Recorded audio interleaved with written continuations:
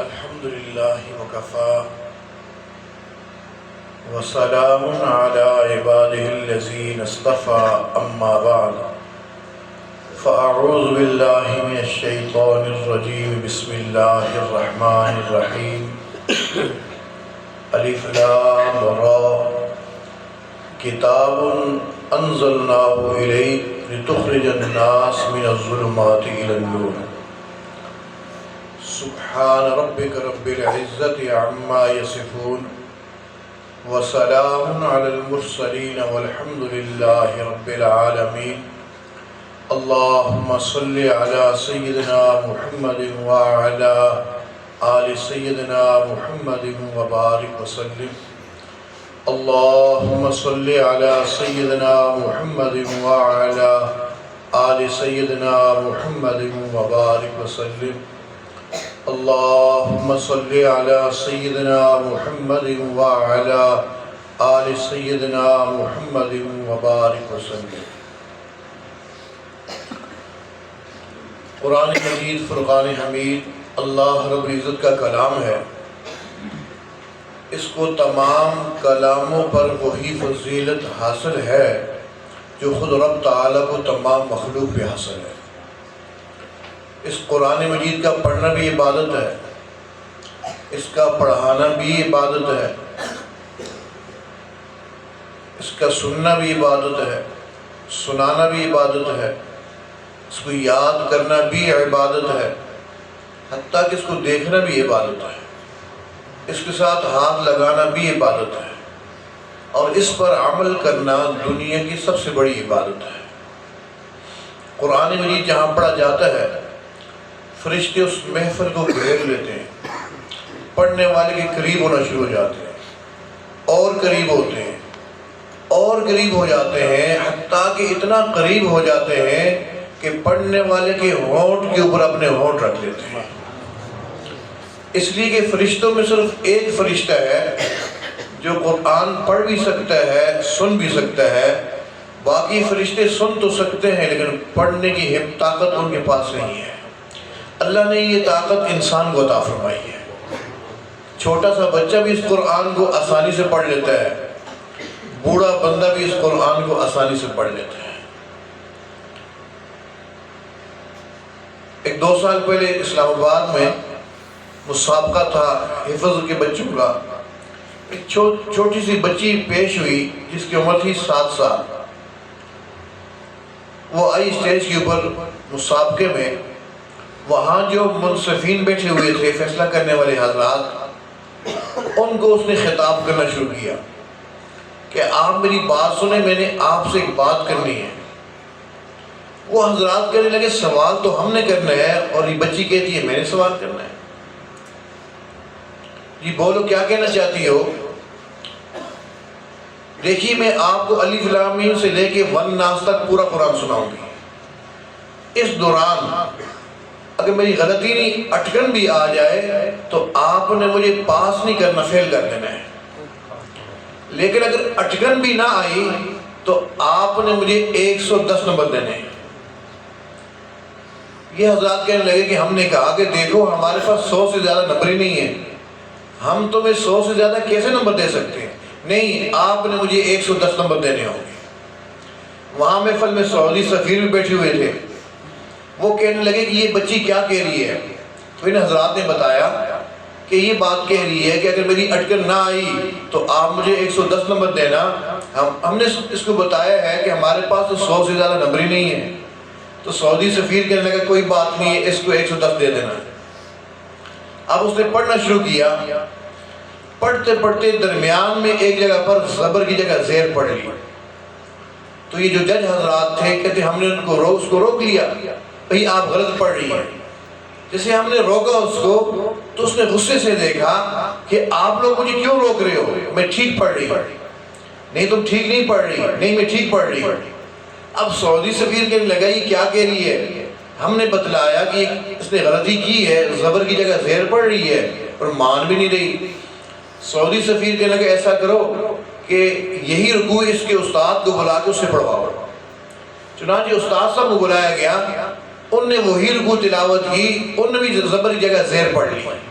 معلوم یہ چلا کہ یہ غلطی اس بچی کی نہیں ہے، اس کے استاد کی غلطی تھی۔ تو چھوٹا سا بچہ، چھوٹی سی بچی بھی اس قرآن کو آسانی سے یاد کر لیتے ہیں، اور بوڑھا بندہ بھی اس قرآن کو آسانی سے یاد کر سکتا ہے۔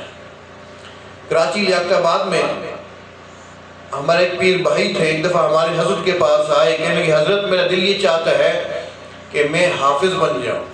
اور ان کی عمر تقریباً 87-88 سال تھی، ایسے جھوکے چل رہے تھے، اور ان کی یہ جسم کے سب بال سفید ہو چکے تھے، بھویں بھی سفید تھی، بازو کے بال بھی سفید ہو چکے تھے، بڑی مشکل سے چل رہے تھے۔ کہنے کہ حضرت میرا دل یہ چاہتا ہے کہ میں حافظ بن جاؤں۔ حضرت نے فرمایا کہ آپ حافظ بن سکتے ہیں۔ چنانچہ انہوں نے مدرسے میں داخلہ لے لیا، پڑھنا شروع کیا، 3 سال میں حافظ بن گئے۔ پھر کہنے کہ حضرت میرا دل یہ چاہتا ہے کہ میں عالم بن جاؤں۔ فرمایا آپ عالم بھی بن سکتے ہیں۔ چنانچہ انہوں نے پڑھنا شروع کیا، اولا کا سال پڑھ لیا، ثانیہ کے سال میں تھے کہ انتقال ہو گیا۔ تو معلوم یہ چلا کہ قرآن پڑھنا کسی کے لیے مشکل نہیں ہے۔ ہاں اس بندے کے لیے مشکل ہو جاتا ہے قرآن یاد کرنا جس کی زندگی کے اندر عصیان ہو، گناہ ہو، تو اس کے لیے پھر اس قرآن کو پڑھنا مشکل ہو جاتا ہے۔ پھر وہ چھوٹا ہو یا بڑا ہو، عمر کے جس حصے کے اندر ہے، پھر اس کی زبانیں بھی موٹی ہو جاتی ہیں، پھر دماغ بھی موٹے ہو جاتے ہیں۔ ورنہ کسی مسلمان کا دماغ موٹا نہیں ہوتا، زبان موٹی نہیں ہوتی ہے، گناہوں کی وجہ سے رکاوٹ ہو سکتی ہے۔ تو میں عرض کر رہا تھا قرآن مجید کا پڑھنا رب تعالیٰ نے ہر ایک کے لیے آسان فرمایا، اور یہ جہاں پڑھا جاتا ہے فرشتے اس محفل کو گھیر لیتے ہیں۔ یوں سمجھیے کہ ابھی بھی فرشتوں نے آپ کے محفل کو گھیرا ہوا ہے۔ یہ تقریب جو ہے تکمیل قرآن کی جو ہے یہ تقریب ہے، گویا کہ دعاؤں کی قبولیت کا وقت ہے۔ حضرت اسید بن حضیر رضی اللہ تعالیٰ عنہ ایک صحابی فرماتے ہیں، ایک رات میں اپنے گھر کے اندر تلاوت کر رہا تھا، تہجد میں دل چاہتا تھا کہ میں تھوڑا اونچی آواز سے تلاوت کروں، تو میں اونچی آواز سے تلاوت کرتا۔ باہر صحن کے اندر میرا گھوڑا باندھا ہوا تھا، قریبی میرا بیٹا طلحہ چارپائی کے اوپر لیٹا ہوا تھا، لیکن وہ گھوڑا اچھل کود شروع کر دیتا، آوازیں نکالتا۔ میں آواز کم کرتا تو اس کی حرکت بند ہو جاتی، پھر آواز سے پڑھتا تو پھر وہی حرکات شروع کر دیتا۔ فرماتے مجھے ڈر لگ گیا کہ ایسا نہ ہو جائے کہ اس اچھل کود میں میرا بیٹا طلحہ کی کچلا نہ جائے۔ فرماتے ہیں صبح جب میں تہجد کے وقت دعا کے لیے جو ہے صبح صادق کے وقت دعا کے لیے ہاتھ اٹھائے تو میں نے کیا دیکھا کہ میرے سر سے لے کے آسمان تک کچھ روشنیاں واپس جا رہی ہیں۔ صحابہ کے اندر بڑی اچھی عادت یہ تھی کہ جب بھی کوئی ایسی بات دیکھتے تھے آقا علیہ السلام کے سامنے لازمی تذکرہ کرتے ہیں۔ صبح کو آئے نماز کے بعد آقا علیہ السلام کے سامنے تذکرہ کیا، اللہ کے محبوب رات میرے ساتھ یہ واقعہ پیش آیا، اور صبح میں نے کچھ روشنیاں دیکھی جو میرے سر سے لے کے آسمان تک تھی اور واپس جا رہی تھی۔ آقا علیہ السلام نے ارشاد فرمایا میرے صحابی اگر تم قرآن پڑھتے رہتے آج مدینہ کے لوگ اپنی آنکھوں سے فرشتوں کو دیکھ لیتے۔ اللہ اس محبت کے ساتھ پڑھتے تھے کہ ان کی تلاوت سننے کے لیے آسمانوں سے فرشتے اتر آتے تھے۔ ایک صحابی ہیں حضرت ابی بن کعب رضی اللہ تعالیٰ عنہ، صحابہ کے اندر مشہور قاری تھے یہ، اور اتنے بڑے قاری تھے کہ خود آقا علیہ السلام کے ساتھ قرآن مجید کا دور فرمایا کرتے تھے۔ یعنی آقا علیہ السلام ان کو سنایا کرتے تھے اور یہ آقا علیہ السلام کو سنایا کرتے تھے۔ ایک دفعہ بیٹھے ہوئے تھے مسجد میں تلاوت فرما رہے تھے، اتنے محسوس کیا کہ آقا تشریف لا رہے ہیں، سامنے آنکھ اٹھا کے دیکھا واقعی آقا علیہ السلام کے اوپر نظر پڑی، خاموش ہو گئے۔ نبی علیہ السلام نے وہیں سے فرمایا او بھئی آپ کیوں خاموش ہو گئے، آپ تلاوت کرتے رہو۔ اے اللہ کے محبوب یہ قرآن آپ کے اوپر اترا اور میں آپ کے سامنے تلاوت کروں؟ فرمایا ہاں تم تلاوت جاری رکھو۔ صحابی تھے، نبی علیہ السلام کے مزاج کو سمجھتے تھے، کہنے لگے کیا اللہ نے حکم دیا کہ میں تلاوت کروں؟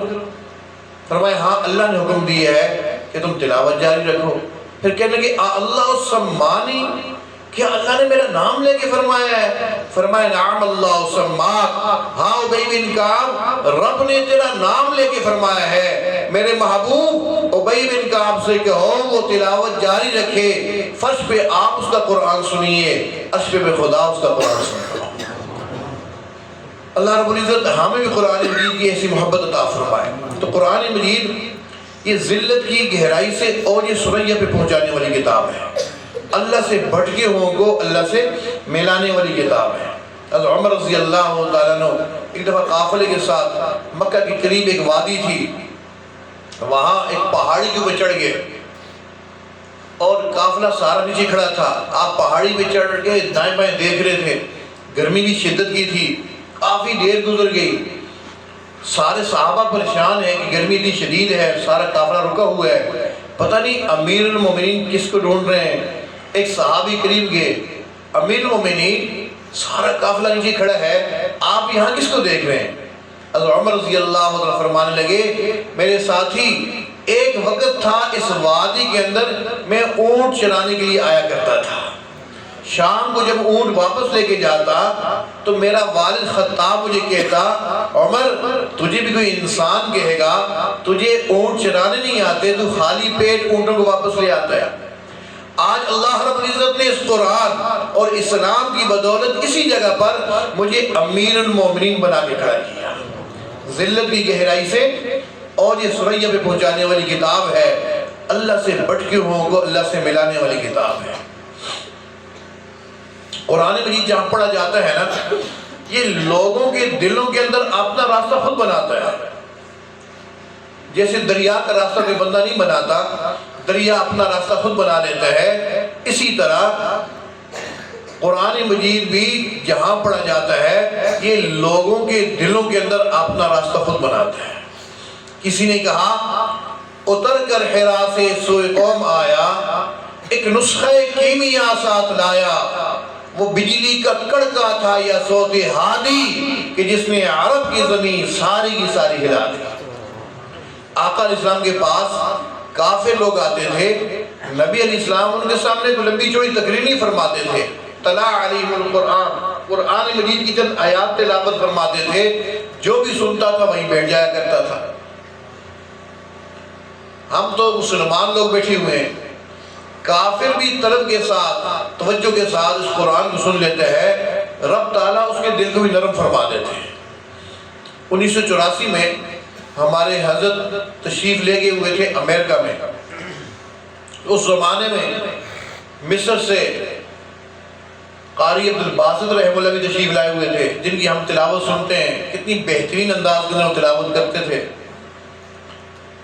تو حضرت فرماتے ہیں وہ تلاوت کرتے تھے، اسی تلاوت کے بعد میں کچھ نہ کچھ بیان کر دیتا تھا۔ ایک محفل میں انہوں نے تلاوت کی، تو تلاوت کے بعد لوگوں نے سوال جواب کی نشست میں پوچھا، قاری صاحب آپ اتنی اچھی تلاوت کرتے ہیں کہ آپ کی تلاوت سننے کے لیے لوگ کی ریاستوں کا سفر کر کے آتے ہیں، کیا آپ نے اس قرآن کا کوئی معجزہ بھی دیکھا ہے؟ تو قاری صاحب فرمانے لگے ایک معجزہ نہیں سینکڑوں معجزے دیکھے ہیں۔ قاری صاحب کوئی ایک آدھ ہمیں بھی بتا دیں۔ قاری صاحب فرمانے لگے یہ اس زمانے کی بات ہے جب روس پوری دنیا کے اوپر چھایا ہوا تھا، یعنی اس کا کنٹرول تھا، ہر ایک جو ہے صدر اور وزیر اعظم اپنے ملک کو چلانے کے لیے اس کے پاس جاتے تھے مشورہ لینے کے لیے، اسے آج امریکہ جاتے ہیں، اس زمانے میں روس کی طرف توجہ ہوتی تھی۔ تو قاری عبدالباسط فرماتے ہیں کہ ہمارے ملک مصر کے صدر جمال عبد الناصر روس گئے ہوئے تھے، ان لوگوں میں اجلاس تھا، اجلاس کے بعد کچھ وقت رکھا ہوا تھا آپس میں مل بیٹھ کے بات چیت کے لیے۔ اب جب بندوں کے پاس وقت ہو نا، خالی وقت ہو کوئی کام نہ ہو، جیسے آج کل ہم دیکھتے ہیں مختلف تقاریب میں لوگ بیٹھے ہوتے ہیں الگ کرسیوں پہ، ابھی وقت ہوتا ہے کھانے میں، دیگر وقت میں، دیگر کام کے اندر کوئی وقت ہوتا ہے تو بس وہ مولویوں کے پیچھے پڑ جاتے ہیں، مدرسوں کے پیچھے پڑ جاتے ہیں، اور یہ سارا ملک مولویوں نے خراب کیا ہوا ہے۔ یہ آج کی بات نہیں ہے، یہ بہت پرانی بات ہے، یہ شروع سے لوگ ایسی باتیں کرتے آ رہے ہیں۔ تو قاری عبدالباسط رحمہ اللہ فرماتے ہیں کہ صدر صاحب وہاں بیٹھے ہوئے تھے لوگوں کے پاس، تو ان لوگوں نے اسلام کے اوپر تنقید کرنی شروع کی، اور یہ اسلام تو بنیاد پرستی سکھاتا ہے، یہ تو دہشت گردی سکھاتا ہے۔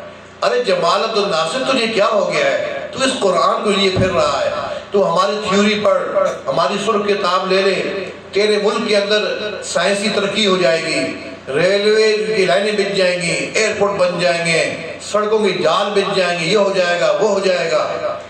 اب جمال عبد الناصر ان داہیہ لوگوں کو جواب تو دے رہا تھا لیکن صحیح طریقے سے مطمئن نہ کر سکا۔ سوچا آئندہ جب بھی آنا ہوگا یہاں میں اپنے ساتھ کسی عالم کو لازمی لے کے آؤں گا۔ تو قاری صاحب فرمانے لگے کہ جب دوبارہ صدر صاحب جانے لگے تو انہوں نے مجھے فون کیا، قاری صاحب فلاں تاریخ کو آپ نے میرے ساتھ روس جانا ہے۔ میں نے کہا صدر صاحب عبد الباسط تو قرآن کی تلاوت کرتا ہے، جائے سعودیہ جائے، پاکستان جائے، جہاں لوگ اس کی تلاوت سنیں۔ یہ روس کے لوگ تو خدا بیزار لوگ ہیں، دہریہ لوگ ہیں، وہ تو قرآن کو نہیں مانتے، اللہ کے رسول کو بھی نہیں مانتے، خود رب تعالیٰ کی ذات کو بھی نہیں مانتے، تو وہاں عبد الباسط کا کیا کام ہے؟ نہیں قاری صاحب آپ نے جانا ہوگا۔ خیر ہم مقررہ تاریخ پر وہاں پہنچ گئے۔ اسی طریقے سے ان لوگوں میں اجلاس ہوا۔ اجلاس کے بعد کچھ وقت رکھا ہوا تھا آپس میں مل بیٹھ کے بات چیت کے لیے۔ تو اس وقت میں ہمارے صدر صاحب نے کچھ ہمت کی اور ہمت کر کے کہا یہ جو میرے ساتھ ساتھی آئے ہوئے ہیں نا یہ آپ کو کچھ سنائیں گے۔ بھئی کیا سنائیں گے؟ یہ قرآن سنائیں گے۔ اچھا جی سنائیں۔ قاری صاحب فرماتے ہیں جیسے مجھے صدر صاحب نے اشارہ کیا تو میں نے فوراً سورہ طٰہٰ کے ابتدائی دو رکوع تلاوت شروع کر دیے، جن کو سن کر کسی زمانے میں سیدنا عمر رضی اللہ تعالیٰ عنہ اسلام لے آئے تھے۔ فرماتے میری عادت ہے تلاوت کرتے ہوئے میں اپنے کانوں میں انگلیاں دے کر کان بھی بند کر دیتا ہوں، آنکھیں بھی بند کر دیتا ہوں، آپ لوگوں نے دیکھا ہوگا ان کو۔ فرماتے اسی طریقے سے میں نے کانوں میں انگلیاں دے کر کان بھی بند کر لیے اور آنکھیں بھی بند کی ہوئی ہیں۔ سورہ طٰہٰ میں نے شروع کی، جب دو رکوع میں نے تلاوت کر لیے تو میں نے آنکھیں کھولی، کانوں سے انگلیاں نکالی، میں نے کیا دیکھا؟ میرے سامنے جو داہریہ لوگ بیٹھے ہوئے تھے زاروں قطار رو رہے تھے۔ ہمارے صدر صاحب نے پوچھا بھئی آپ لوگ رو کیوں رہے ہو؟ کہنے لگے ہمیں پتہ نہیں ہے تمہارے ساتھی نے کیا پڑھا ہے، بہرحال جو کچھ بھی پڑھا ہے نا اس نے ہمارے دلوں کو نرم کر دیا ہے، ہماری آنکھوں سے آنسو جاری کر دیے ہیں۔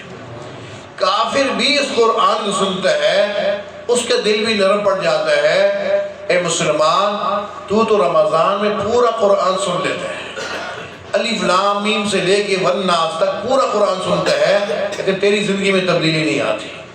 کافر سنتا ہے تو اس کی زندگی میں تبدیلی آ جاتی ہے، مسلمان پورا قرآن سن لیتا ہے لیکن اس کی زندگی میں تبدیلی نہیں آتی۔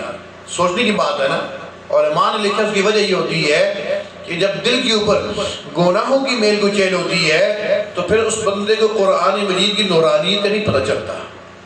اس کے سامنے تلاوت کر لی جائے نہ کر لی جائے، جو کچھ پڑھا جائے اس کو کچھ پتہ نہیں چلتا۔ اس کو نہیں پتہ نماز کی چاشنی کیا ہوتی ہے، سجدے کا سرور کیا ہوتا ہے، راتوں کو اٹھ کر مناجات کرنے کی کیا لذت ہے، اس کو کوئی پتہ نہیں ہے۔ جیسے ایک بیمار بندہ ہوتا ہے نا، کافی دن سے اس کو بخار تھا تو اس کو بھوک نہیں لگتی ہے، بھوک نہیں لگتی ہے۔ آپ کھانا لے کے آئے کہ نا بھائی میں کھانا نہیں کھا سکتا، بہت اچھا بنا ہوا ہے، بریانی ہے، قورمہ بنا ہوا ہے، بھائی جو کچھ بھی بنا ہوا ہے مجھے تو اس کو دیکھتے ہی مجھے کیا آ رہی ہے۔ بھائی کھانا تو خراب نہیں ہے، اس کی طبیعت خراب ہے جس کی وجہ سے اس کو کھانا اچھا نہیں لگتا۔ اگر اس کا معدہ ٹھیک ہو، طبیعت اچھی ہو، صبح کے ناشتہ نہیں کیا ہوا نا تو دوپہر میں سوکھی روٹی بھی کھا جاتا ہے۔ سوکھی روٹی کھاتے ہوئے بریانی سے زیادہ اس کو مزہ آ رہا ہوتا ہے۔ کیوں؟ اس کی طبیعت اچھی ہے، اس کا معدہ اچھا ہے۔ اگر خراب ہو تو بریانی بھی اچھی نہیں لگتی۔ اسی طرح جب بندہ گناہوں کی وجہ سے اپنے دل کے اوپر میل کو چین جو ہے چڑھا دیتا ہے تو پھر اس کو نیک اعمال کی توفیق بھی نہیں ملتی، نیک اعمال اچھے نہیں لگتے، نیک محفلیں اچھی نہیں لگتی، نماز پڑھنے کو دل نہیں کرتا، مہینوں گزر جاتے ہیں تلاوت کرنے کو دل نہیں چاہتا۔ آپ اس کو کہیں آئیے مسجد چلتے ہیں، اللہ رسول کی بات ہو رہی ہے، آپ تشریف لے جائیے میں بھی آتا ہوں، وہ نہیں آ پاتا۔ کیوں؟ اس لیے کہ وہ روحانی طور پہ مریض ہوتا ہے، اس کو یہ چیزیں اچھی نہیں لگتی۔ لیکن اگر وہ روحانی طور پہ ٹھیک ہو جاتا ہے، توبہ طائب ہو کر اپنے آپ کو پاک صاف کر لیتا ہے، پھر اس بندے کو نیک اعمال کی بھوک لگتی ہے، پھر اس کو نماز میں لذت آتی ہے، پھر سجدے میں لذت آتی ہے، پھر اس کا دل چاہتا ہے میں سجدے میں ہوں تو سجدے ہی کے اندر پڑا رہا۔ ایک دفعہ کراچی میں یہ جمیعت تعلیم القرآن ٹرسٹ والے جو تھے، ان کے جنرل سیکرٹری تھے پہلے حاجی رفیع صاحب رحمہ اللہ تعالی، ہمارے حضرت صاحب کا اصلاحی تعلق تھا، تو ایک دفعہ خانقاہ میں وہاں تشریف لائے۔ اس وقت میں چھوٹا سا تھا، داڑھی واڑھی بھی ابھی نہیں تھی، تو میں حضرت کے پاس بیٹھا ہوا تھا، وہ تشریف لائے اور آ کے کہنے لگے حضرت جب میں سجدے میں جاتا ہوں نا، جب میں سجدے میں جاتا ہوں مجھے یوں لگتا ہے میں رب تعالیٰ کے پاؤں کے اوپر سجدہ کر رہا ہوں، میں رب تعالیٰ کے پاؤں کے اوپر سجدہ کر رہا ہوں۔ حضرت مولانا فضل الرحمان بن مراد آبادی رحمہ اللہ فرمانے لگے اشرف علی جب میں سجدہ کرتا ہوں مجھے یوں لگتا ہے کہ رب تعالیٰ میرے رخساروں کا بوسہ لے لیتے ہیں۔ اس محبت کے ساتھ وہ سجدے کرتے تھے کہ ان کو یوں محسوس ہوتا تھا کہ رب تعالیٰ ان کی رخساروں کا بوسہ لے لیتے ہیں۔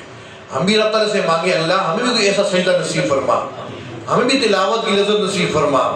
اے اللہ ہم عمریں گزر گئی 30 سال 40 سال 50 سال 60 سال گزر گئے، ہمیں ابھی تک نہ پتہ چلا ایمان کی حلاوت کس کو کہا جاتا ہے۔ چینی کی لذت کا پتہ ہے ہمیں، نمک کی لذت کا بھی پتہ ہے، لیکن اعمال کی لذت کا پتہ نہیں ہے۔ لیکن جب بندہ گناہوں سے پاک صاف ہو جاتا ہے پھر اس کو اعمال کی لذت آنا شروع ہو جاتی ہے۔ تو آج اس محفل میں چونکہ یہ بچوں کی قرآن مجید کی تکمیل کی محفل ہے، دعاؤں کی قبولی کا وقت ہے، ہم اللہ کے گھر کے اندر بھی بیٹھے ہوئے ہیں، آج اس مختصر محفل میں ارادہ کریں کہ آج ہی ہم نے اپنی زندگی کا رخ تبدیل کرنا ہے انشاءاللہ۔ صبح ہوئی شام ہوئی زندگی یوں ہی تمام ہوئی، ہر روز بندہ کہتا ہے میں کل سے نیک بنوں گا، کل سے فلاں گناہ چھوڑ دوں گا، وہ کل آ ہی نہیں پاتی جس کل کو یہ نیک بنے۔ کیوں؟ یہ آج کا کام کل کے اوپر چھوڑ دیتا ہے۔ جو بندہ آج کا کام کل کے اوپر چھوڑ دے سمجھ لیجئے کہ اس کو محروم کر دیا گیا۔ شیطان کسی بندے کو یہ نہیں کہتا کہ تو نماز نہ پڑھنا، اس کو پتہ ہے مسلمان ہے نماز پڑھے گا، کہتا ہے بہت اچھی بات ہے ہمیں نماز پڑھنی چاہیے، اس کل سے شروع کر دیں گے۔ کل آتی ہے آج اس کمر میں تکلیف بھی ہے، کپڑے بھی ٹھیک نہیں ہیں، کل سے شروع کر دیں گے، دوسری کل تیسری کل۔ وہ جو جذبہ پیدا ہوا تھا نا شیطان اس جذبے کو ٹھنڈا کر دیتا ہے۔ کل نہیں، جو کہہ رہا میں کل سے پرسوں سے زندگی تبدیل کروں گا، سمجھ لیجیے اس کو محروم کر دیا گیا۔ کل سے نہیں، میں نے آج ہی سے اپنی زندگی کا رخ تبدیل کرنا ہے۔ تو یہ فیصلہ کر لیتے ہیں کہ میں نے آج ہی سے اپنی زندگی کا رخ تبدیل کرنا ہے، تو گویا کہ اس کے اوپر اللہ کی رحمت کی نظر پڑ گئی ہے کہ اس کو توبہ کی توفیق عطا فرما رہا ہے۔ تو آج اسی محفل میں ہم نے اپنے پروردگار کو منا کے اٹھنا ہے، اور رب تعالیٰ کو منانا سب سے زیادہ آسان، رب تعالیٰ کو منانا سب سے زیادہ آسان۔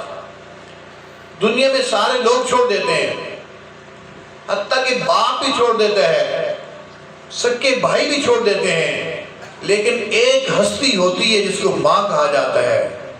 ماں اس بچے کی باتیں بھی سنتی رہتی ہے، حتیٰ کہ بسا اوقات اس بدبخت کے تھپڑ بھی برداشت کر لیتی ہے، پھر بھی ساتھ دیتی رہتی ہے۔ لیکن یہ لڑکا اتنا بڑا بدبخت بن گیا کہ اس نے ماں جیسی ہستی کو ناراض کر دیا۔ اب احساس ہوا میں امی سے معافی مانگ لوں، ماں کے سامنے جا کے بیٹھتا ہے، کہتا ہے امی مجھے معاف فرمائیں۔ ماں کہتی لڑکے تو نے مجھے بہت دکھ دیے ہیں، بہت پریشان کیا ہے، اڑ جا میرے سامنے سے۔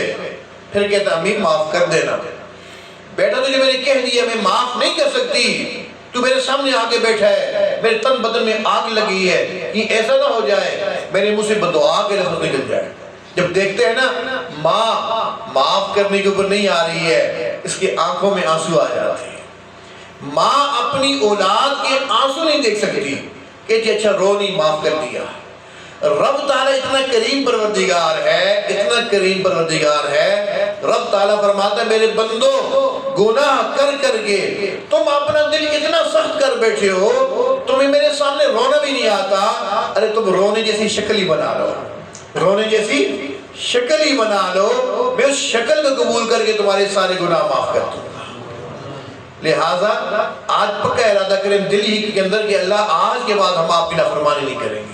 الہی عبدک العاصی عطاکا، اللہ تیرا گناہگار بندہ تیرے در پہ حاضر ہے، مقرم بالذنوب وقد دعاکا، اللہ اپنے گناہوں کا اقرار کر رہا ہے پیارے اللہ آپ سے یہ دعا کر رہا ہے فَإِن تَغْفِرْ فَأَنْتَ لِذَاكَ أَهْلُ، اللہ اگر آپ معاف فرما دیں گے یہ آپ کی شان کے لائق ہے، فَإِن تَدْرُدْ فَمَنْ يَرْحَمُ سِوَاكَ، اللہ جیسے آئے تھے اگر ویسی خالی خوری واپس لوٹا دیا، آپ کے علاوہ کون ہے جو میرے اوپر رحم کرے گا؟ کس سے مانگیں، کہاں جائیں، کس سے کہیں، اور دنیا میں حاجت روا کون ہے؟ سب کا داتا ہے تو، سب کو دیتا ہے تو، تیرے بندوں کا تیرے سوا کون ہے؟ لہذا پوری توجہ کے ساتھ ہم جب اپنے پروردگار کے سامنے دعائیں کریں گے تو رب تعالیٰ ہمارے سب گناہوں کو معاف فرما دے گا۔ حافظ ابن قیم رحمہ اللہ تعالیٰ بہت بڑے بزرگ گزرے، فرماتے ایک دفعہ دوپہر کا وقت تھا، میں کسی کام سے اپنے گھر سے باہر نکلا، میں گلی میں جا رہا تھا، اچانک ایک مکان کا دروازہ کھلا، کچھ شور محسوس ہوا تو میں نے آنکھ اٹھا کے دیکھا، میں نے کیا دیکھا کہ ایک ماں اپنے بیٹے کو مارتی ہوئی باہر لے کے آ رہی تھی، مار بھی نہیں تھی گھسیٹ کے باہر لے کے آ رہی تھی، دروازے سے باہر کیا، کنڈی لگا دی۔ امام صاحب فرماتے میں نے دیکھا لڑکا چھوٹا سا ہے، 8-9 سال کے قریب اس کی عمر ہے، یہ لڑکا کہاں جائے گا؟ امام صاحب فرماتے میں نے دیکھا وہ لڑکا چلتا رہا گلی کے نکر کی طرف، جب گلی کے آخر میں پہنچا وہاں جا کے کھڑا ہو گیا، پیچھے مڑ کے دیکھ بھی رہا ہے، رو بھی رہا ہے، تھوڑی دیر کھڑا ہے، سوچوں میں گم ہے۔ امام صاحب فرماتے پھر واپس آنا شروع ہو گیا، واپس آیا، دروازے کے ساتھ ہاتھ لگاتا ہے، دروازہ بند ہے، ہمت نہیں، ماں کا ڈر ہے، دروازہ کھٹکھٹاتا نہیں ہے، وہیں بیٹھ جاتا ہے، روتے روتے نیند آتی ہے، سو جاتا ہے۔ امام صاحب فرماتے ہیں میں سارا منظر دیکھ رہا تھا، مجھ سے ہٹا ہی نہیں جا رہا تھا، اتنے میں اس کی ماں نے پھر کسی کام سے دروازہ کھولا، اس بیچاری کا غصہ کہ ابھی تک دور نہیں ہوا تھا، اس نے دیکھا لڑکا یہیں لیٹا ہوا ہے، اس کو پھر بازو سے پکڑا، اوپر اٹھایا، گریبان سے پکڑ کے جھنجھوڑا، ارے تو دفعہ دور کیوں نہیں ہو جاتا، کیوں مجھے پریشان کرتا ہے، جاتا کیوں نہیں ہے؟ جب اس کو دوبارہ جھنجھوڑا تو اس لڑکے کی آنکھوں میں آنسو آ گئے، روتے ہوئے کہنے لگا امی جب آپ نے مجھے مارا تھا میں تو گلی کی آخر تک چلا گیا تھا، میں نے سوچا چلو چلا جاتا ہوں، کسی کی جوتے صاف کر لوں گا، کسی کی منت سماجت کر لوں گا، اپنے پیٹ کی بھوک کو مٹا لوں گا، پر امی مجھے خیال اور آ گیا نا جس وجہ سے میں واپس آ گیا۔ ارے تجھے کیا خیال آیا؟ امی مجھے خیال ہی آیا، ٹھیک ہے میں اپنی بھوک مٹانے کے لیے تو کچھ کر سکتا ہوں، لیکن جو محبت مجھے آپ دیتی ہیں وہ محبت مجھے کوئی نہیں دے گا۔ امی یہ خیال آیا، میں واپس آ گیا ہوں، جتنا چاہتی ہیں آپ مجھے مار لیجئے، میں آپ کو چھوڑ کے کہیں نہیں جاؤں گا۔ اسی طرح جب بندہ مومن اللہ رب العزت کے حضور ہوتا ہے، دعائیں کرتا ہے، مناجات کرتا ہے، اے کریم پروردگار، اے پیارے اللہ آپ کے علاوہ کون ہے مجھے معاف کرے گا؟ پیارے اللہ میں آپ کے در کے اوپر حاضر ہوں، آپ تو ہزاروں ماؤں سے زیادہ محبت رکھنے والے ہیں، مانا کہ میں گنہگار ہوں پر آپ تو ہزاروں ماؤں سے زیادہ محبت رکھنے والے ہیں، کوئی ماں نہیں برداشت کر سکتی اس کے بچے کو تکلیف ہو، آپ کہاں برداشت کر سکتے ہیں؟ اے کریم پروردگار مجھے معاف فرما دیجیے۔ بندہ یوں لو لگا لیتا ہے نا، ابھی ہاتھ نیچے نہیں ہوتے، رب تعالیٰ اس کے گناہوں کو بھی معاف فرما دیتا ہے، بلکہ گناہوں کو نیکیوں میں تبدیل فرما دیتا ہے۔ إِلَّا مَنْ تَابَ وَآمَنَ وَعَمِلَ عَمَلًا صَالِحًا فَأُولَٰئِكَ يُبَدِّلُ اللَّهُ سَيِّئَاتِهِمْ حَسَنَاتٍ، کہاں گناہوں میں ڈوبا ہوا تھا، سچی توبہ کی، رب نے گناہ بھی معاف فرما دیے بلکہ گناہوں کو نیکیوں میں تبدیل فرما دیا۔ دیکھیے پولیس والے یا ایجنسیوں والے آتے ہیں، لوگوں کو اٹھا کے اپنے گھروں سے لے جاتے ہیں، دکانوں سے اٹھا کے لے جاتے ہیں، آفس سے اٹھا کے لے جاتے ہیں، جا کے تفتیش کرتے ہیں، پتہ چلا کہ یہ بندہ مجرم نہیں ہے تو کہتے ہیں اچھا بھائی تم چلے جاؤ، اس کو چھوڑ دیتے ہیں، اس کی جان میں جان آتی ہے، خوش ہوتا ہے، کہتے ہیں جناب آپ کا بہت شکریہ کہ آپ نے مجھے چھوڑ دیا، لیکن جناب یہ جو آپ نے میرے بارے میں ریکارڈ بنایا ہوا ہے نا اس ریکارڈ کو مٹا دیں، مجھے اچھا نہیں لگتا، میں شریف بندہ ہوں اور میرا ریکارڈ جو ہے وہ تھانے والوں کے پاس ہو، مجھے اچھا نہیں لگتا۔ وہ کہتے ہیں تم چلے جاؤ، یہ ریکارڈ ہم نہیں مٹایا کرتے، یہ ریکارڈ ہمارے پاس رہے گا، دوبارہ تمہاری ضرورت پڑ گئی پھر تم کو بلا لے گا۔ رب تعالیٰ اتنا کریم پروردگار ہے، رب تعالیٰ گناہ بھی معاف فرما دیتا ہے بلکہ گناہوں کو نیکیوں میں تبدیل فرما دیتا ہے۔ تو یہ نہ سوچئے گا ہمارے گناہ زیادہ ہیں، اللہ کی رحمت بہت زیادہ ہے، اللہ کی رحمت بہت زیادہ ہے۔ اب میں بات اس میٹنگ طرف لے کے جا رہا ہوں، توجہ سے سنیے گا۔ ایک بڑے بزرگ گزرے، حسن بصری رحمت اللہ تعالی علیہ۔ یہ اتنے بڑے بزرگ تھے کہ انہوں نے 70 بدری صحابہ کی زیارت کی ہوئی تھی۔ وہ صحابہ اکرام جنہوں نے جنگ بدر میں شرکت کی تھی، ان میں سے 70 لوگوں کی زیارت ان بزرگوں نے کی ہوئی تھی۔ ان کو ایک اور خاص فضیلت یہ حاصل تھی کہ انہوں نے ام المومنین ام سلمہ رضی اللہ تعالیٰ عنہ کی چھاتی سے دودھ بھی نوش فرمایا تھا۔ ان کی والدہ ماجدہ ام المومنین کی آزاد کردہ باندھی تھی، کام کاج کے لیے آنا جانا ہوتا رہتا تھا۔ بس اوقات کسی کام سے باہر نکل جاتی، دور چلی جاتی تو بچے کو پیچھے ام المومنین کے پاس چھوڑ کے جاتی۔ اس زمانے میں آج کی طرح یہ فیڈر نہیں ہوتے تھے، یہ رواج نہیں ہوتا تھا۔ بچے کو بھوک لگتی تھی، ام المومنین اٹھا کر اپنی چھاتی کے ساتھ لگا لیتی تھی۔ ان کی ایک شاگردہ تھی، بہت نیک خاتون تھی، جوان العمر تھی، کہ اس کا خاوند فوت ہو گیا۔ خاوند پیچھے کافی مال پیسہ چھوڑ کے گیا ہوا تھا، اس کا ایک ہی لڑکا تھا، وہ جوان ہو گیا۔ آپ لوگ جانتے ہیں لڑکے جوان ہو جائیں، مال پیسے کی بہتات ہو تو ایسے لڑکوں کے راستے سے گمراہ ہو جانے کی چانس بہت زیادہ ہوتے ہیں۔ غلط قسم کے دوست مل جاتے ہیں جو غلط راستوں کو بھی لگا دیتے ہیں۔ اس لیے علماء نے لکھا ہے برا دوست شیطان سے زیادہ بدتر ہوتا ہے۔ شیطان کسی بندے کو ہاتھ سے پکڑ گناہ نہیں کرواتا، شیطان صرف وسوسہ ڈالتا ہے۔ جو برا دوست ہوتا ہے وہ ہاتھ سے پکڑ گناہ کروا دیتا ہے۔ فرمایا سانپ سے زیادہ خطرناک ہوتا ہے، اتنا سانپ کسی کو نقصان نہیں دیتا جتنا برا دوست جو ہے لوگوں کو نقصان دیتا ہے۔ تو اس لڑکے کو بھی مختلف قسم کے غلط قسم کے دوست مل گئے۔ وہ سارے گناہ جو جوانی میں کیے جاتے ہیں اس لڑکے نے کرنے شروع کر دیے۔ اتنی نیک ماں اس کو سمجھاتی تھی لیکن ماں کی سنی انسنی کر دیتا تھا۔ یہ ضدی قسم کے لڑکے ہوتے ہیں، اپنے والدین اساتذہ کی بات نہیں سنتے، دوستوں کے پیچھے چلتے رہتے ہیں۔ ایسے ضدی قسم کا لڑکا یہ بھی تھا۔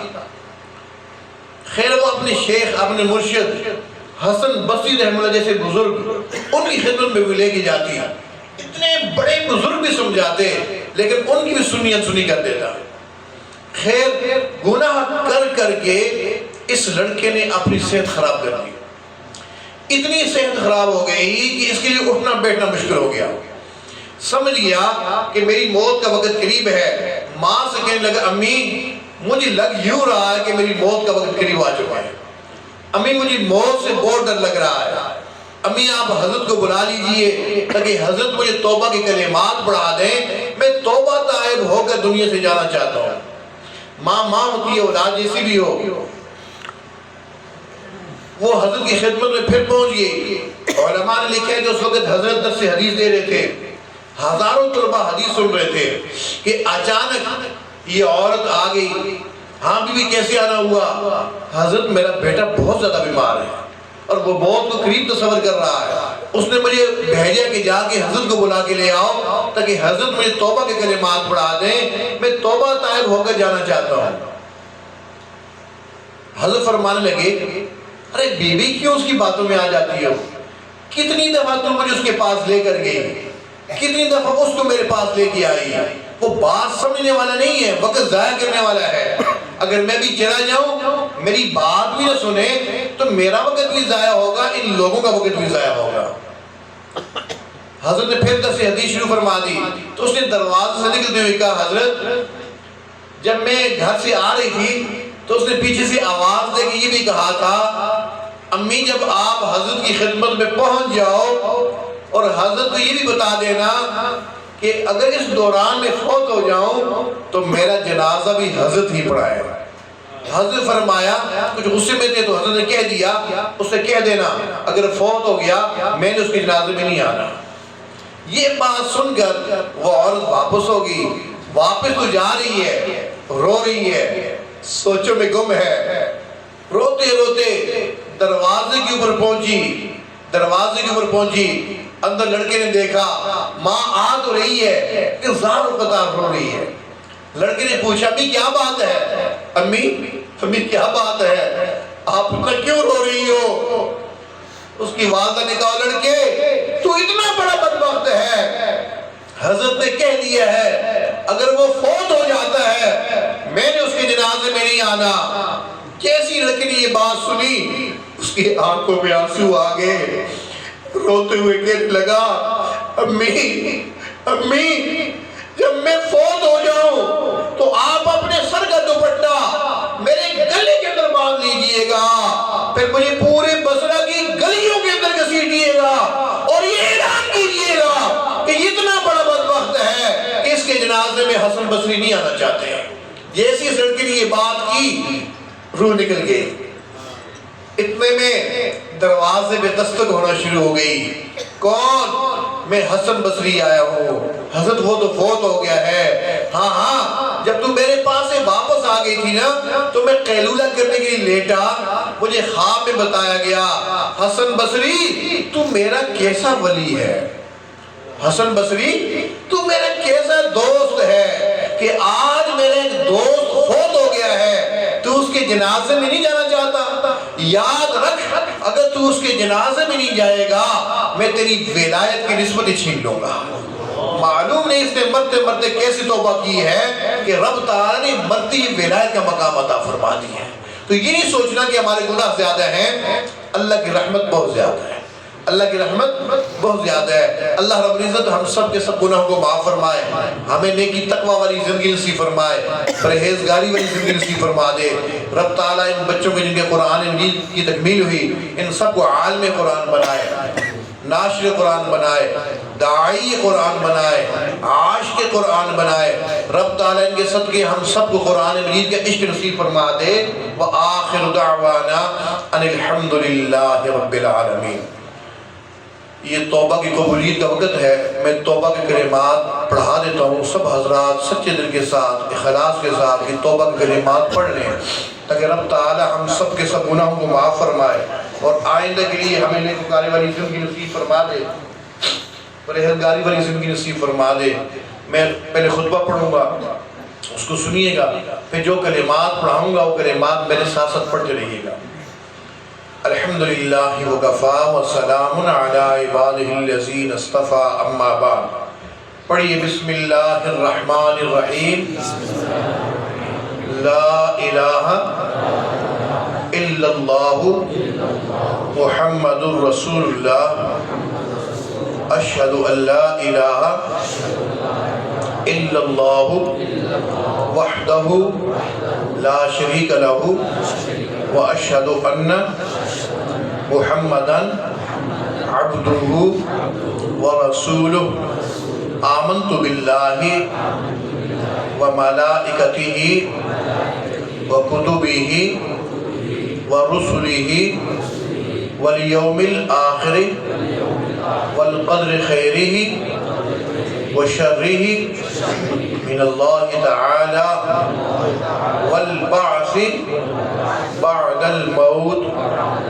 آمنت باللہ کما ہوا باسمائہ وصفاتہ وقبلت جمیع احکامہ اقرار باللسان وتصدیق بالقلب۔ استغفر اللہ ربی من کل ذنب واتوب الیہ برحمتک یا ارحم الراحمین۔ ان کلمات کے پڑھنے سے ہم سب لوگ توبہ طائب ہو چکے ہیں۔ یقین جانیے اگر اخلاص کے ساتھ سچے دل کے ساتھ یہ کلمات پڑھے ہیں اللہ رب العزت نے سب کا سب گناہوں کو معاف فرما دیا۔ یہ میں نہیں کہہ رہا، اللہ کے محبوب صلی اللہ تعالی علیہ وسلم خود ارشاد فرماتے ہیں، ترمذی شریف کی حدیث کا ٹکڑا ہے، فرمایا التائب من الذنب کمن لا ذنب لہ۔ جو اپنے گناہوں سے توبہ طائب ہو جاتا ہے وہ ایسے ہو جاتا ہے کوئی اپنے گناہ کیے ہی نہیں۔ آئندہ کے لیے اپنے آپ کو گناہوں سے بچانے کی کوشش کریں گے نا انشاءاللہ۔ چند معمولات ہیں، وظائف ہیں، اگر ہم ان کی پابندی کریں گے اللہ تعالیٰ ہمیں نیکی کی توفیق عطا فرمائیں گے، گناہوں کی نفرت ہمارے دل میں بٹھا دے گا۔ اس میں سے پہلی چیز ہے استغفار کرنا، استغفر اللہ ربی من کل ذنب واتوب الیہ۔ کم از کم 100 دفعہ صبح 100 دفعہ شام اہتمام سے پڑھ لیں. زیادہ کی کوئی حد نہیں، جتنا چاہے زیادہ پڑھیں. جتنا زیادہ پڑھیں گے اتنا جلدی فائدہ ہوگا. فرمایا فَقُلْتُ اسْتَغْفِرُوا رَبَّكُمْ إِنَّهُ كَانَ غَفَّارًا. گناہ زیادہ ہیں، استغفار کرو گے میں اللہ تمہارے گناہوں کو معاف کروں گا. يُرْسِلِ السَّمَاءَ عَلَيْكُمْ مِدْرَارًا. میں اللہ تمہیں رحمتوں کی بارشیں عطا کروں گا. وَيُمْدِدْكُمْ بِأَمْوَالٍ وَبَنِينَ.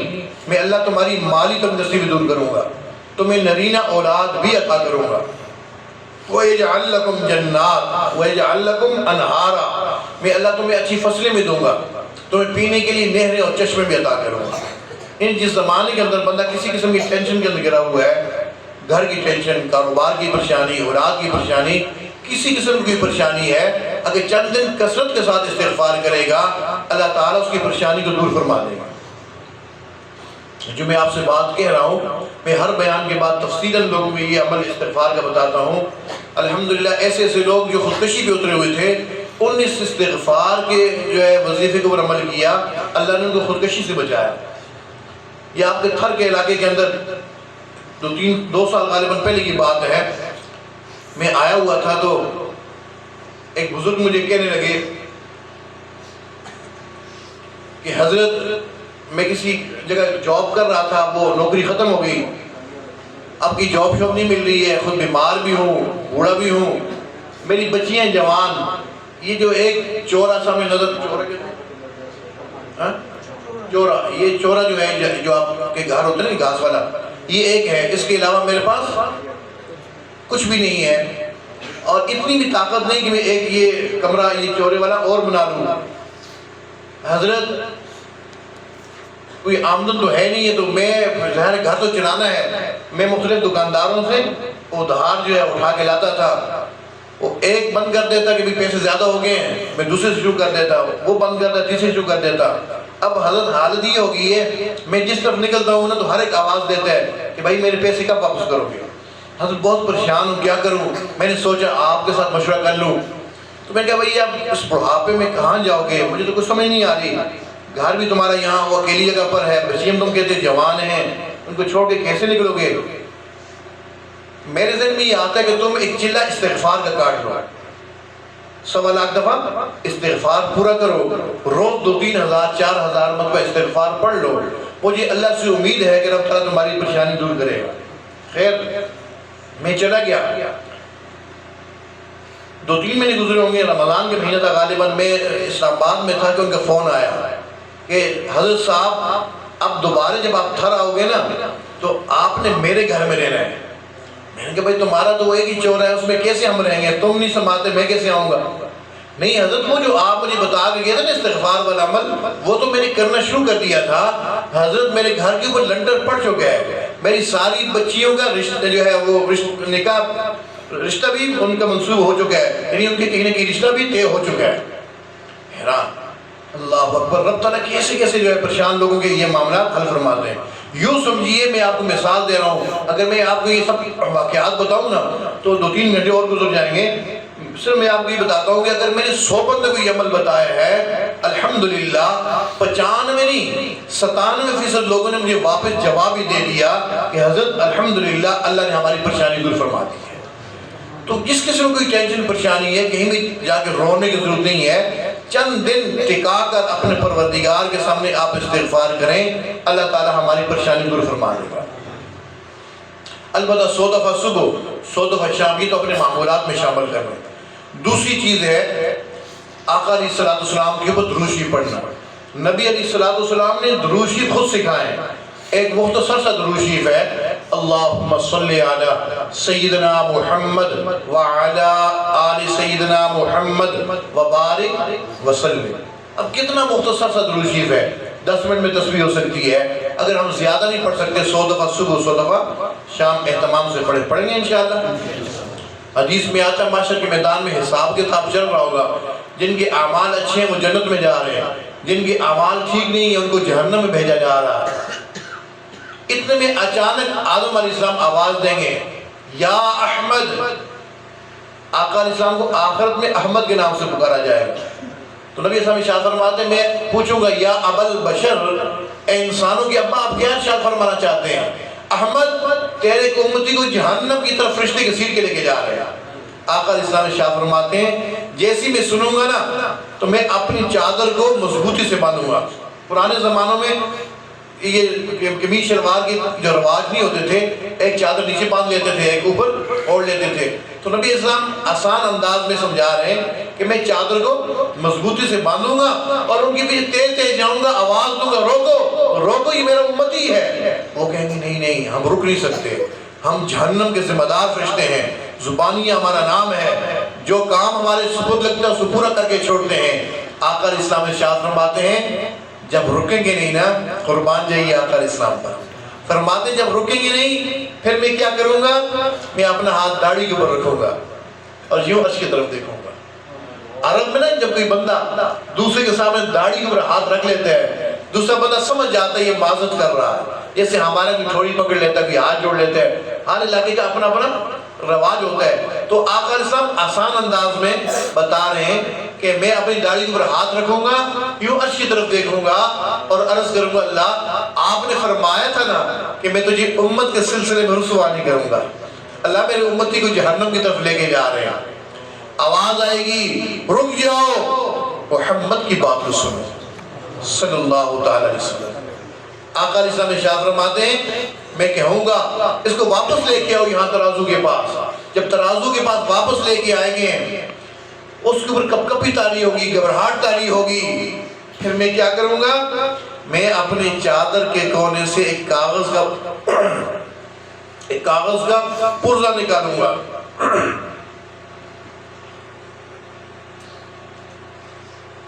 وہ کاغذ کا پرزہ اتنا چھوٹا ہوگا جیسے یہ انگلی کا پورا ہوتا ہے، تو میں کیا کروں گا اس کو نیکیوں والے پلڑے میں رکھ دوں گا۔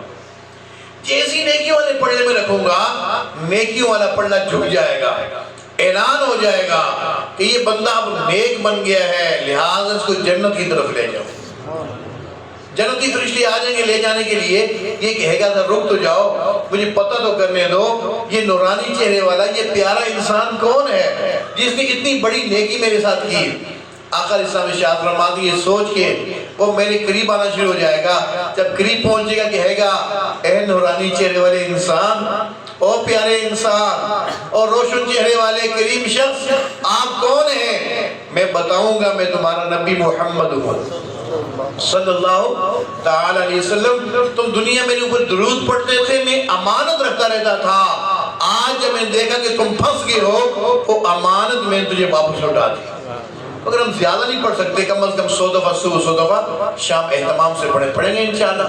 اور تیسری چیز ہے قرآن پاک کی تلاوت کرنا، ہر روز بلا ناغہ ہم قرآن پاک کی تلاوت کریں۔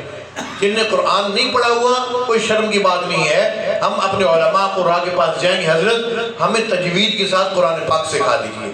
صحابہ کرام نے بڑی عمر میں جا کے قرآن سیکھا ہے تو اس میں کوئی مشکل جو ہے شرم کی بات نہیں ہے۔ جن نے قرآن مجید پڑھا ہوا ہے اگر حافظ ہیں وہ اپنی منزل کے حساب سے پڑھیں تاکہ قرآن پاک بھولے نہیں۔ جو حافظ نہیں ہے وہ کم از کم 1 سپارہ روز پڑھ لیں تاکہ مہینے میں ہمارا قرآن پورا ہو جائے۔ مصروف ہیں نہیں پورا سپارہ پڑھ سکتے، پونا سپارہ پڑھیں، آدھا پڑھیں، 1 پاؤ پڑھیں، لیکن پڑھیں تو ہر روز۔ اور پڑھنے والے الحمدللہ روز پڑھ رہے ہیں، کیونکہ میں چلتا رہتا ہوں پورے جو ہے مہینہ مختلف شہروں میں چلتا رہتا ہوں، مجھے مختلف لوگ ملتے ہیں، ایسے ایسے لوگ ملتے ہیں جو کہتے ہیں ہم 1 قرآن روز پڑھتے ہیں۔ میں کوئٹہ میں گیا ہوا تھا، وہاں مجھے ایک بزرگ ملے کہنے لگے حضرت میں 2 قرآن روز پڑھتا ہوں۔ کوہستان کے علاقے میں جاتا رہتا ہوں، وہاں جب میں پہلی دفعہ گیا تو مجھے بہت سے لوگ ایسے ملے جو کہنے لگے حضرت ہم 10 دن میں قرآن پورا کر لیتے ہیں۔ علماء قرآن کی بات نہیں کر رہا، عام عوام کی، حضرت ہم 3 دن میں قرآن پورا کر لیتے ہیں۔ وہاں کے ایک مولانا صاحب ہیں، وہ وہاں سماجی کاموں میں کافی ایکٹیو ہیں، مجھے کہنے لگے حضرت یہ جو یہاں کا DPO صاحب ہے نا یہ میرا دوست ہے، تو مجھے کہہ رہا تھا کہ تمہارے پیر صاحب جب کبھی ادھر آئے تو میری ملاقات کروانا۔ حضرت آپ اگر اجازت دیں تو یہ قریب ہی ان کا دفتر ہے، ابھی فون کروں گا آ جائیں گے۔ میں نے کہا جی بلا لیجئے۔ انہوں نے فون کیا، تھوڑی دیر گزری تھی کہ سارے عملے کے ساتھ پولیس والوں کے ساتھ وہ وہاں پہنچ گئے۔ میں اندر کمرے میں بیٹھا ہوا تھا تو باہر میرے باقی ساتھی بیٹھے ہوئے تھے، تو انہوں نے باقی پولیس والوں کو باہر بٹھایا اور DPO صاحب کو لے کے اندر آ گیا۔ DPO صاحب کو دروازے سے اندر کر کے خود دروازے میں کھڑے ہو گئے۔ DPO صاحب میں نے آپ کو پیر صاحب کے پاس پہنچا دیا ہے، اب میں دروازہ بند کر کے میں خود بھی چلا جاؤں گا، آپ جو کچھ کرتوت کرتے ہو نا پیر صاحب کو صاف صاف بتا دینا تاکہ تمہاری اصلاح کریں۔ چونکہ آپس میں دوستی تھی تو ڈی پی او صاحب مسکرائے، انہوں نے کہا ٹھیک ہے مولوی صاحب آپ جائیے، میں ان سے بات کر لیتا ہوں۔ اب وہ دروازہ بند کر کے باہر نکلے تو اب ڈی پی او صاحب میرے پاس بیٹھے ہوئے تھے، تو ان سے مختلف حالات جو ہے احوال سنے، تو باتوں میں انہوں نے مجھے بتایا حضرت الحمدللہ میری زندگی میں کوئی نماز قضا نہیں ہے، حضرت 40 سال سے میری تہجد قضا نہیں ہوئی ہے۔ میں حیران کو دیکھ رہا تھا، پھر کہنے لگے حضرت بہت عرصہ ہو گیا ہے، میری عادت بن چکی ہے، میں 15 سپارے روز تلاوت کرتا ہوں۔ میں حیران، یا اللہ اتنے مصروف لوگ اگر اتنی تلاوت کر سکتے ہیں تو ہم لوگ کیوں نہیں کر سکتے؟ تو عادت بنانی ہے انشاءاللہ تلاوت کی۔ ہاں جب تک تلاوت نہ کر لیں، کسی سے بات کرنے میں مزہ نہ آئے، نہ کھانا کھانا میں مزہ آئے۔ اور چوتھی چیز ہے وقوف قلبی۔ وقوف قلبی کا معنی ہوتا ہے چلتے پھرتے اٹھتے بیٹھتے اللہ کا دھیان رکھنا، گھر میں ہے، مسجد میں ہے، بازار میں ہے، آفس میں ہے، دکان میں ہے، کھیت میں ہے، جنگل میں ہے، کہیں بھی ہے، دھیان کی طرف اللہ کی طرف۔ میرا اللہ مجھے دیکھ رہا ہے، میری ہر حرکت سے واقف ہے، اس دھیان رکھنے کو وقوف قلبی کہتے ہیں۔ یہ شارٹ کٹ راستہ ہے اپنے اللہ تک پہنچنے کا۔ کسی کیا معلوم بندہ کیا سوچ رہا ہے؟ کسی نے کہا وہ جن کا عشق صادق ہے وہ کب فریاد کرتے ہیں، لبوں پہ مہر خاموشی دلوں میں یاد کرتے ہیں۔ کام کاج بھی کر رہے ہیں اور دھیان کدھر ہے؟ اللہ کی طرف۔ ہاتھ کام کاج میں مصروف، دل اللہ تعالیٰ کی یاد میں مصروف۔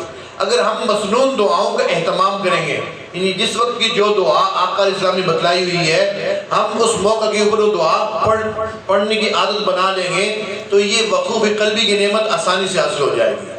ہم میں سے بہت سے لوگوں کو دعائیں کی یاد بھی ہوتی ہیں لیکن پڑھتے نہیں ہیں۔ اب ہم میں سے اکثر لوگوں کو پتہ ہے مسجد سے باہر نکلیں گے کون سی دعا ہے، پڑھنے والے لوگ بہت کم ہیں، اکثر بھول جاتے ہیں۔ نہیں، اس دعا کو جو ہے یاد اس کو موقع کے اوپر پڑھے۔ جو دعائیں نہیں یاد، چھوٹی چھوٹی کتابیں ملتی ہیں 24 گھنٹے کی دعائیں اس میں لکھی ہوتی ہیں، ہم ان دعاؤں کی یاد کر لیں گے، موقع کے اوپر پڑھیں گے، 24 گھنٹے کی زندگی ہماری اللہ کی یاد میں شمار ہے۔ اور 5ویں چیز ہے ذکر قلبی مراقبہ۔ ذکر قلبی کہتے ہیں اپنے دل سے اپنے اللہ کو یاد کرنا۔ انسان کے جتنے اعضاء ہیں ہر عضو کی اپنی اپنی ذمہ داری ہے۔ کان کا کام سننا، زبان کا بولنا، آنکھ کا دیکھنا ہے، ہاتھ کا کام کاج کرنا ہے، پاؤں کا کام چلنا ہے، خیال آتا ہے دل کا کیا کام ہے، دل کا کام ہے یاد کرنا۔ اس دل میں ہر وقت کسی نہ کسی کی یاد ہوتی ہے۔ ہم میں سے کوئی بندہ یہ نہیں کہہ سکتا کہ میرے دل میں کسی کی یاد نہیں ہے۔ بھئی یہ مسجد کے یہ حال میں ہم بیٹھے ہوئے ہیں، یہاں روشنی ہے، روشنی ہے بولی ہے تو کیا چیز نہیں ہے؟ پھر اندھیرا نہیں ہے۔ روشنی ہے تو اندھیرا نہیں جی، روشنی نہیں ہے پھر کیا ہے؟ اندھیرا ہے۔ یا روشنی ہوگی یا اندھیرا ہوگا۔ اسی طرح اس دل کے اندر یا تو اللہ کی محبت ہوگی، اگر اللہ کی محبت نہیں ہے تو اللہ کے غیر کی محبت ہوگی، دنیا کی محبت ہوگی۔ ہم دنیا کی محبت کو نکالنا ہے، اپنے اللہ کی یاد کو پیدا کرنا ہے۔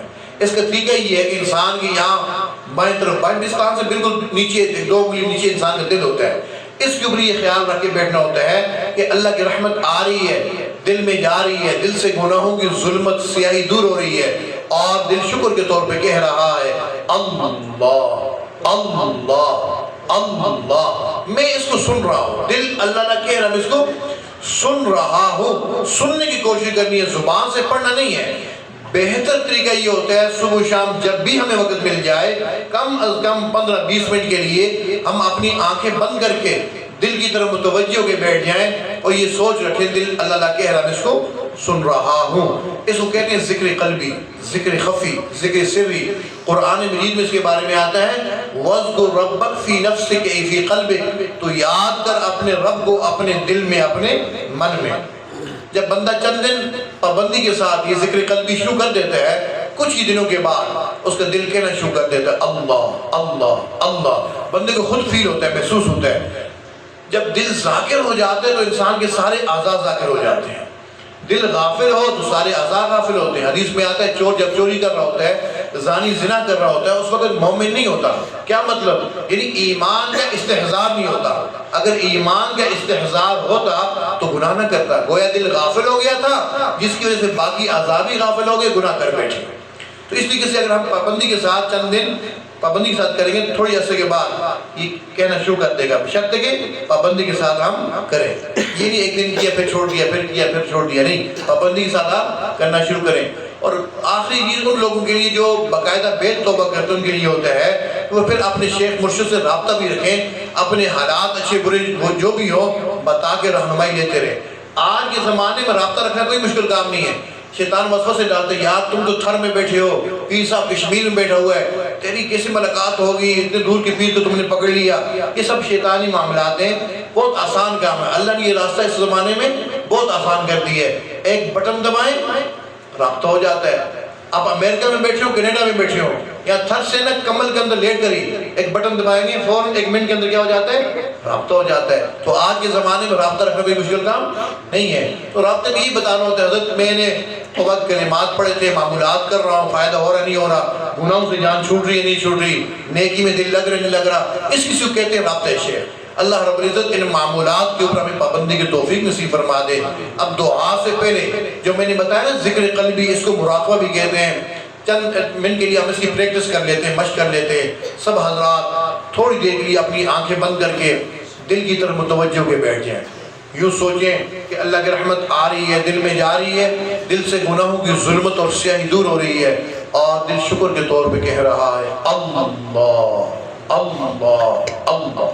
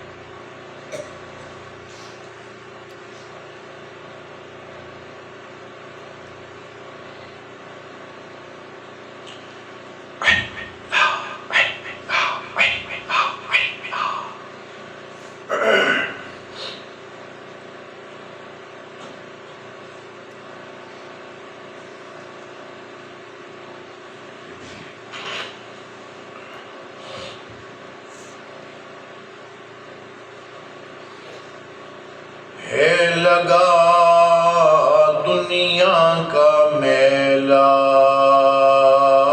4 دن,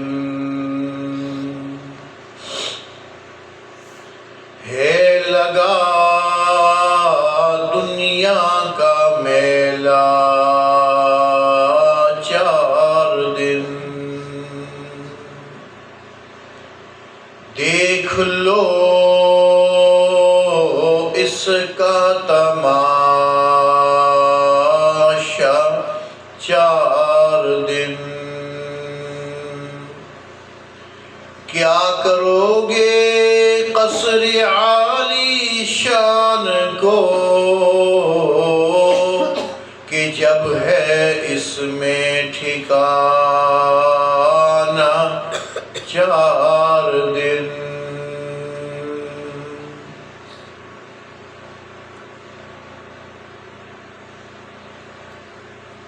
مومنہ ذکر خدا بسیار گو,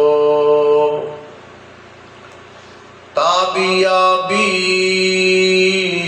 درد و عالم آبرو, ذکر کن ذکر تا ترا جان است, پاکیے دل ذکر رحمان است,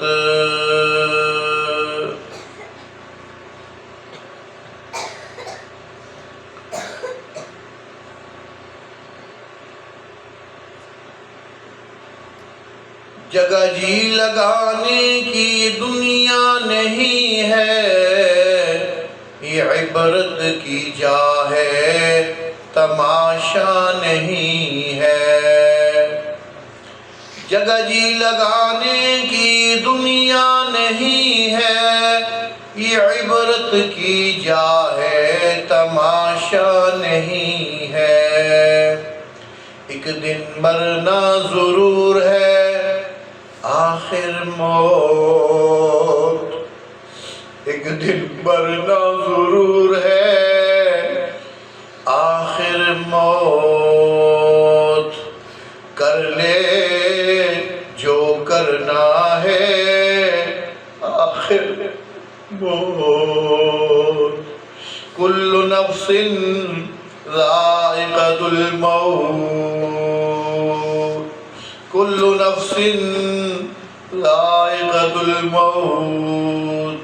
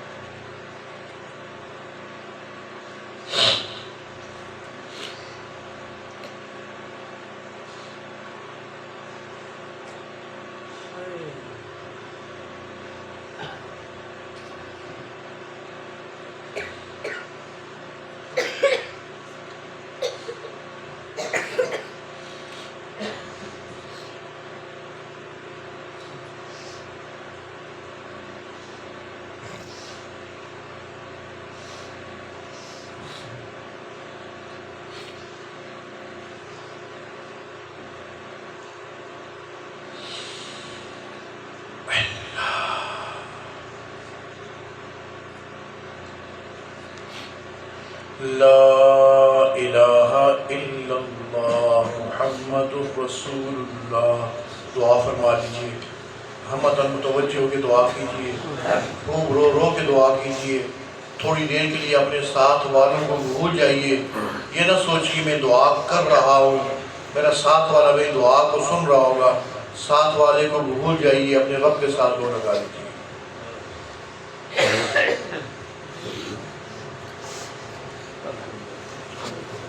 الحمدللہ رب العالمین، الحمدللہ رب العالمین، والعاقبۃ للمتقین، والصلاة والسلام علی سید الاولین والآخرین، وعلی آلہ وصحبہ اجمعین۔ ربنا ظلمنا انفسنا وإن لم تغفر لنا وترحمنا لنكونن من الخاسرين۔ ربنا لا تزغ قلوبنا بعد إذ هديتنا وهب لنا من لدنك رحمة إنك أنت الوهاب۔ اے کریم پروردگار، ہم سب تیرے عاجز اور مسکین بندے ہیں، اللہ ہم سب کے حال پر رحم فرما۔ مولا ہمارے گناہوں کو معاف فرما، اللہ ہمارے گناہوں کو معاف فرما، پیارے اللہ ہمارے گناہوں کو معاف فرما، ہماری خطاؤں سے درگزر فرما، ہمارے عیبوں کے اوپر پردہ پوشی فرما۔ اللہ ہمارے آنے والے وقتوں کو گزرے وقتوں سے بہتر بنا، آنے والی زندگی کو گزری زندگی کے لیے کفارہ بنا۔ کریم پروردگار، جو گناہ ہم نے دن میں کی ان کو بھی معاف فرما، جو راتوں میں کی ان کو بھی معاف فرما، جو چھپ چھپ کے کی ان کو بھی معاف فرما، جو اعلانیہ کی ان کو بھی معاف فرما۔ اللہ جو گناہ ہمیں یاد ہے ان کو بھی معاف فرما، جو گناہ ہم کر کے بھول گئے مولا ان کو بھی معاف فرما۔ اے بے قصوں کے دستگیر، اے ٹوٹے دلوں کو تسلی دینے والے، اے پیارے اللہ ہمارے ساتھ رحمت والا معاملہ فرما، کرم والا معاملہ فرما۔ اللہ آج کافر کھل کے کہتے ہیں مسلمانوں کہاں ہے تمہارا اللہ، کیوں نہیں تمہاری مدد کرتا؟ ایک کریم پروردگار، اگر آپ ہی ہمیں چھوڑ دیں گے، ہمارا تو آپ کے علاوہ کوئی پروردگار نہیں ہے۔ یہ در ہمیں آقا علیہ السلام نے بتلایا ہے۔ میرے امتیوں، تمہیں جب بھی مانگنا ہو تو اس در سے مانگا کرو، یہ وہ داتا ہے جو دے کر خوش ہوتا ہے۔ اے کریم پروردگار، اگر کوئی رام رام کہتا ہوا جہنم کے اندر جا گرتا ہے، اس کی زندگی کے اوپر اتنا افسوس نہیں ہوتا جتنا افسوس اس بندے کی زندگی کے اوپر ہوتا ہے جو پوری زندگی اپنے آپ کو مسلمان کہتا رہا، مسجدوں سے تعلق رہا، مدرسوں سے تعلق رہا، خانقاہوں سے تعلق رہا، نیک جماعتوں کے ساتھ چلتا پھرتا رہا، وہ اگر ناکام ہو جاتا ہے تو اس کی زندگی کے اوپر افسوس ہے۔ کل کافر کہیں گے کو کیا ہو گیا، یہ تو مسجدوں مدرسوں خانقاہوں کے مینڈے ہوتے تھے، یہ بھی ادھر ہی جہنم میں چلے آئے۔ اللہ اس دن کی رسوائی سے بچا دیجئے، اللہ ہمارے ساتھ رحمت والا معاملہ فرما دیجئے، فضل والا معاملہ فرما دیجئے۔ اے کریم پروردگار، آپ نے فرمایا ہے وَأَمَّا السَّائِلَ فَلَا تَنْهَرْ، کہ مانگنے والوں کو جھڑکی نہ دیا کرو۔ اللہ ہم کمزوروں کو حکم دیا کہ ہم مانگنے والے کے سامنے انکار نہ کریں۔ اللہ ہم بھی تو آپ کے در کے اوپر بیٹھے ہوئے، اللہ آپ بھی یہاں سے کسی کو خالی ہاتھ نہ اٹھائیے گا۔ اے کریم پروردگار، آپ نے فرمایا یا ایھا الناس انتم الفقراء، اے لوگوں تم سب کے سب فقیر ہو۔ دوسری جگہ آپ نے فرمایا انما الصدقات للفقراء، کہ صدقے فقیروں کے لیے ہیں۔ اللہ جب ہم سب کے سب فقیر ہیں، صدقے بھی فقیروں کے لیے ہیں، تو پیارے اللہ ہم سب کو معاف کر کے صدقہ فرما، ہم سب کی مغفرت فرما کے صدقہ فرما۔ اے پیارے اللہ، اے سونے اللہ، اے معاف کر کے خوش ہونے والے اللہ، ہماری ان دعاؤں کو اپنی رحمت سے قبول فرما۔ اللہ جتنے بھی پریشان حال ہیں، اللہ سب کی پریشانیاں دور فرما۔ جو اولاد کی وجہ سے پریشان ہیں ان کی پریشانیاں دور فرما۔ اللہ جو گھر بار کی وجہ سے پریشان ہیں ان کی پریشانیاں دور فرما۔ جو صحت کے معاملے